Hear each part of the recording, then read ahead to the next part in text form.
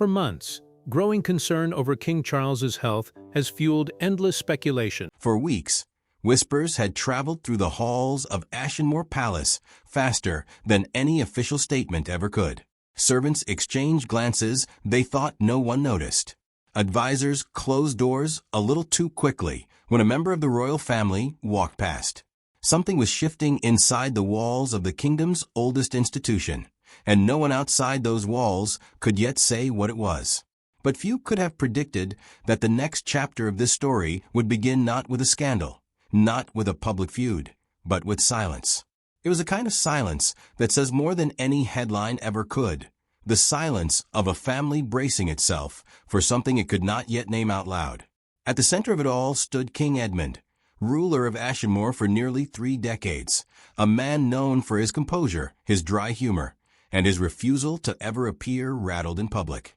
And standing beside the throne, closer than anyone else, were his son, Crown Prince Henry, and the prince's wife, Princess Eleanor, 2 figures the kingdom had grown to trust more with each passing year. This is the story of the week everything began to change. It happened on a Tuesday evening, in a wing of the palace rarely used for anything but the most private family matters. There was no announcement, no press waiting outside. Only a handful of senior staff even knew the meeting was taking place at all. According to those close to the family, King Edmund had requested the gathering himself. He wanted to speak with Henry and Eleanor before anyone else, before ministers, before physicians, before a single word reached the public. Whatever needed to be said, he wanted to say it face to face with the people he trusted most in the room. Eleanor later described the atmosphere as unusually still. Not tense in the way arguments are tense, but heavy, the kind of heaviness that settles over a room when everyone senses a turning point is approaching before it has even been spoken aloud. Henry arrived first, still dressed from a public engagement earlier that day. He later admitted to a close friend that he sensed something was different the moment he saw his father's face. King Edmund was seated by the window, staring out at the palace gardens, his hands folded in his lap in a way that seemed almost too composed, the practiced calm of a man preparing to deliver difficult news. When Eleanor joined them minutes later, the king finally spoke. He told them plainly that his health had changed in ways his doctors could no longer treat as a temporary setback. He did not dramatize it.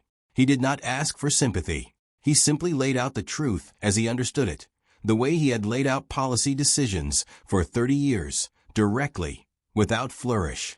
For a long moment, no one said anything at all. It was Henry who broke the silence, though not with words at first. He reportedly reached for his father's hand, a gesture so unlike the formal distance that usually defined their public relationship that even King Edmund seemed briefly caught off guard. Eleanor, for her part, chose not to fill the silence with reassurances she couldn't promise. Instead, she simply stayed present, letting father and son have the moment they needed without rushing either of them toward composure. It was in that room, according to people familiar with the conversation, that the first quiet mention was made of what might need to change. Not abruptly, not as an ultimatum. King Edmund raised it almost gently, the idea that certain duties might need to shift toward Henry sooner than either of them had ever planned for. Henry did not respond with ambition. Those who know him say the idea filled him with something closer to dread than anticipation. He had always known, in the abstract way heirs know such things, that this day would eventually come. But abstract knowledge and the sudden, immediate reality of it are entirely different weights to carry. Eleanor watched her husband absorb the news the way she always had during difficult moments in their marriage, not offering advice he hadn't asked for, but simply making sure he knew he wasn't facing it alone. By the following morning, a handful of senior staff had been quietly briefed. They were given simple instructions: proceed as normal, say nothing to outside contacts, and refer any questions about the king's schedule to the private office rather than answering them directly. It is remarkable how quickly a palace can learn to hold its breath. Within hours, small adjustments rippled through the building. A canceled appointment here, a rescheduled visit there, each one insignificant on its own, but together forming the outline of something the staff understood without being told explicitly. One long-serving member of the household later described the mood as careful.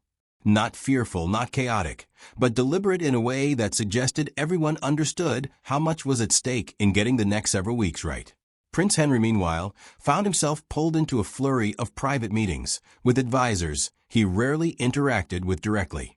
Briefings on responsibilities he had only ever observed from a distance were suddenly placed in front of him with an urgency that made the reality impossible to avoid. Documents outlining ceremonial duties, diplomatic engagements, and administrative decisions began appearing on his desk.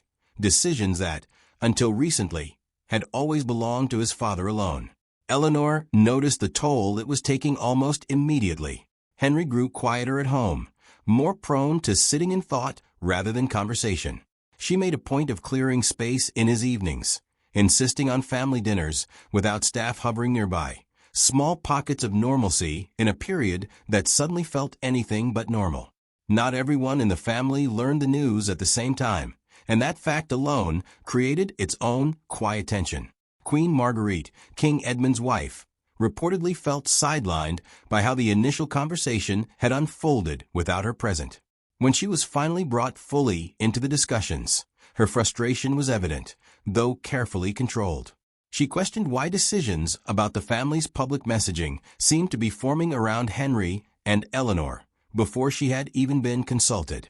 It wasn't jealousy, those close to her insist, but a genuine concern about being excluded from decisions that affected her directly, both as a wife and as a public figure in her own right.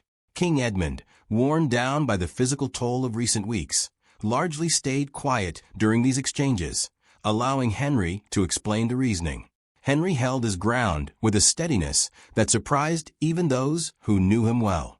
He explained that the family's credibility depended on transparency, that any appearance of secrecy or manipulation could do far more lasting damage than an honest, if difficult, acknowledgement of the truth. Eleanor, sensing the tension rising, gently reminded everyone in the room of something easy to forget in moments like this. That underneath the titles and the roles, this was still a family experiencing something painful together, and that the manner of handling it mattered as much as the decisions themselves.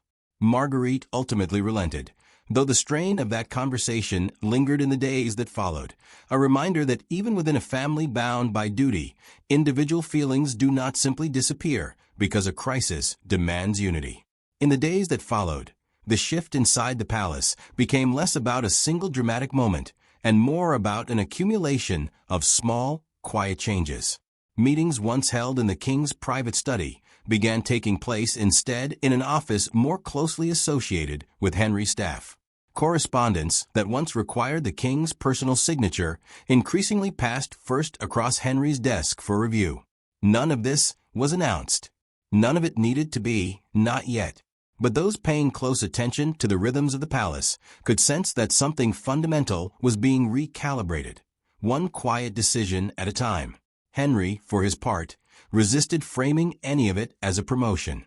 In private conversations, he reportedly pushed back against language that suggested he was taking over, insisting instead that he was simply trying to lighten the load during a period when his father's health made every added task more exhausting than it might once have been. Eleanor supported this instinct completely. She reminded him more than once that stepping forward to help a struggling parent is not the same as stepping into their place, and that the difference mattered, both practically and emotionally. Henry needed, she insisted, to be allowed to simply be a son worried about his father before he was asked to be anything else. It rarely takes long for the public to sense when something has shifted inside a royal household, even without an official statement. Photographers noted subtle changes in who attended which events. Journalists who covered the palace closely began asking pointed questions about scheduling irregularities. Online speculation, as it always does, moved far faster and far less carefully than the facts themselves. Rather than allowing rumor to define the narrative, Henry and Eleanor made the decision to address the situation with a brief, carefully worded public statement, offered jointly rather than separately. It confirmed only what needed confirming, that King Edmund was managing a health matter that required some adjustments to his public schedule, that the family appreciated the public's concern, and that further updates would be shared when appropriate. The statement was deliberately restrained. There were no dramatic details, no attempt to control public emotion through carefully engineered sympathy. Advisors close to the couple say this was intentional, an effort to be honest without turning a private family matter into spectacle. Public reaction, as expected, was immediate and intense. Some praised the transparency. Others speculated wildly about details the statement never provided. Through it all, Henry and Eleanor largely stayed out of public commentary, choosing instead to let the brief statement stand on its own rather than feeding a news cycle hungry for more. In the weeks that followed, something notable began to emerge in public sentiment. Rather than viewing the shifting responsibilities as troubling instability, many members of the public expressed a growing confidence in Henry specifically, a sense that whatever challenges lay ahead, the kingdom was fortunate to have a steady hand prepared to help carry them.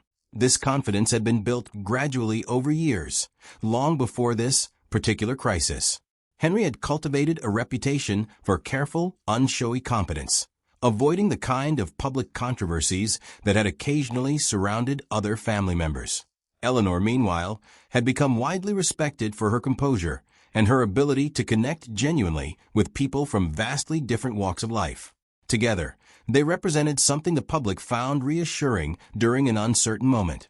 Continuity paired with quiet capability, tradition balanced against a more approachable human presence. It was not that people wished for King Edmund's health struggles, quite the opposite. But watching how his son and daughter-in-law handled the pressure gave many a sense that, whatever came next, the institution itself would remain in steady hands. Perhaps the most significant change wasn't found in any policy document or public statement, but in the quiet, private moments between family members that no camera ever captured. King Edmund, despite the physical toll of recent months, reportedly found something unexpectedly meaningful in watching his son step forward. Rather than mourning the loss of control, he spoke instead of a certain pride, the recognition that the work of